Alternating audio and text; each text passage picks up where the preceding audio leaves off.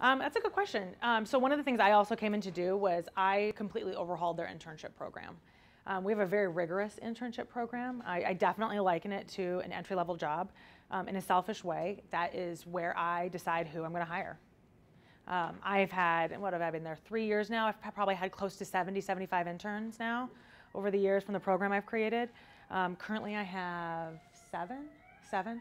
And for me, I look at it as it is the epitome of an opportunity. It is going to be an entry-level position. To me, I take the attitude of this is how you're going to learn if you want to be in PR or not. Our agency is very typical of what a PR agency is like. We work on such a variety of clients that you have a real idea of the kind of things that you would do if you wanted to go into agency PR.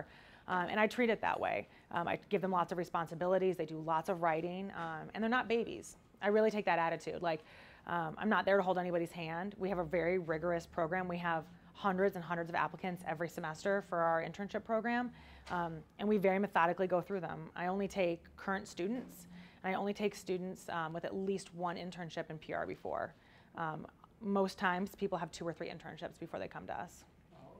So I have kids that come from all over the country. Right now I have, not kids, I'm sorry, I have I have an intern from Penn State. We've had an intern from Yale, Colorado, Denver, California. So we bring people from all over the country just because of our name. And we're very lucky because of the high caliber of interns we get. They get rewarded with a lot of things that you would never get to do at most internships. Yesterday my interns got to sit at and listen to Sally Field talk about her career in breast cancer. This morning they got to go to a TV segment about a Romanian food festival that we're doing for a client.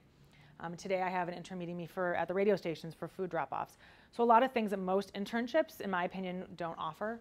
I think a lot of internships, you just sit around like tracking and clipping press, which is fine because you need to learn how to do that anyways, because you'll do that a lot in PR. However, I think anyone can be taught to do that. I think PR is really about having that experience.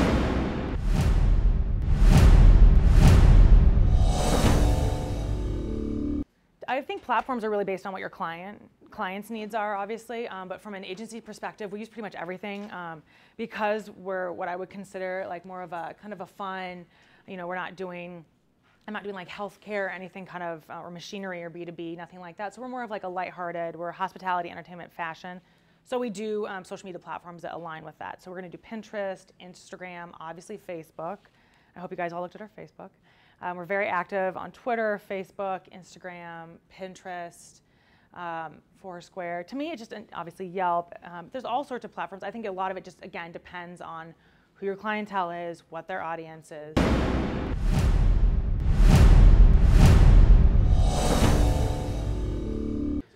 Foursquare, I use Foursquare a lot for deals with my restaurants. Like if you check into Foursquare, for me, I hate to say this on film, but I'm not super gung-ho with Foursquare right now. I think they're okay. I think things like Yelp and Facebook have figured out how to tackle what Foursquare was trying to do. Foursquare was really, in my opinion, just a check-in app, and I think that they've combined it. I'm curious to see how OpenTable changes things too, personally. Like OpenTable, you guys know it just got bought out. OpenTable, I'm curious to see how they change things a little bit, because to me what I find interesting is who here uses OpenTable? Maybe that's a good question, right? I would think a lot of you because you get so many great free stuff from it. But OpenTable, I'm really surprised by when I'm using it. I find myself, if I go to a restaurant, what's one of the first things you probably do? You Yelp it probably too. So you look at the Yelp thing. So I think that there's 2 different platforms that I wonder how they're going to combine or how they're going to continually compete, because I think combining would be great for them. Has anybody ever used Yelp's Reserve Me? Has anybody used that? Their competitor, OpenTable? Yeah. Yeah, it's called Reserve Me, and it's just the same thing as OpenTable. So like what, 1 or 2 people have tried that? Yeah. So in my opinion, I don't know where that's going to go.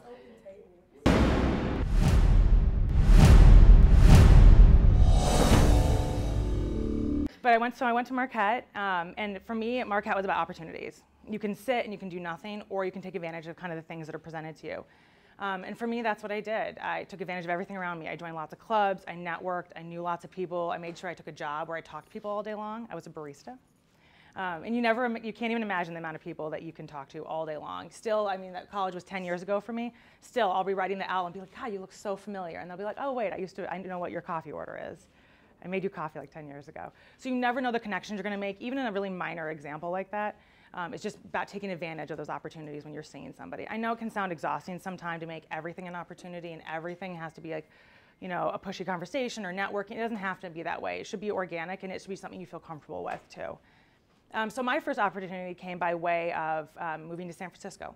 I randomly got arranged for an internship at a small boutique agency in the Bay Area. And my first clients were Disney on Ice, Toy Story 2, not Toy Story 1, Toy Story 2, and Ringling Barnum and Bailey Circus. So I did a lot of kids events. It was really interesting to work with Disney and the circus. Fun fact, for the circus, they can only park within 2 miles because they ride by rail, and the elephants actually walk by holding each other's tails. So kind of cool. So you get to learn something a little bit different, right? So that was about opportunity. When I was there, I was working on the set of a TV segment for Disney on Ice, I think. And somebody approached me and said, oh, I have this friend who is looking for a PA. They're making educational videos on Berkeley's campus. I was like, okay, I don't know anything about being a PA or educational videos, but I mean, I'm in, why not? And I ended up going, and in Berkeley, I made these seemingly random educational videos. And my job was, I was in charge of recruiting actors and bringing them the films, training them. It was very interesting, and you had to be really outgoing and asking random people just to talk in videos for you. And then one day, an actor didn't show up, and I had to be in a video. And to this day, people will still tell me, they'll be like, weren't you in some random educational video filmed 10 years ago? They're like, I think I saw you in a classroom. Yes, that is me. So sometimes, the point of that story is sometimes you have to do stuff that you don't want to do and that you didn't think you were willing to do. I never thought that I would be a credit in an educational video that people watched in communications classes for like decades later. But the point is, it took that opportunity. I didn't know anything about being a PA, but you learn on the job. And sometimes it's about just saying yes.